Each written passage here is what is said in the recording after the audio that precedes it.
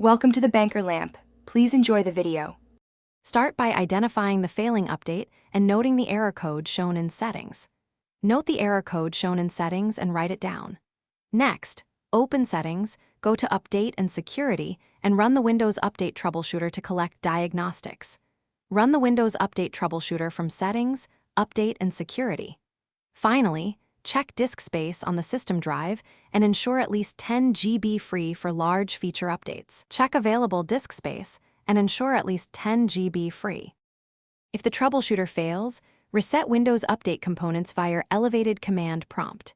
Reset Windows Update components using net stop and net start commands.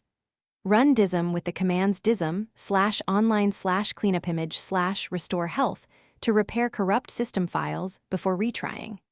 Use DISM with /online/cleanupimage/restore health to repair system files. Also, temporarily disable third-party antivirus software that may block updates, then reboot the PC to apply changes.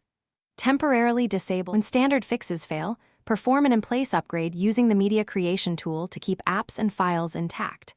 Perform an in-place upgrade with the Media Creation tool to keep apps and files. Alternatively, boot into safe mode and attempt the update to avoid third-party interference during installation. Boot into safe mode to install the update without third-party interference. If issues persist, backup personal files, export drivers, and perform a clean install as a last resort. As a last resort, backup.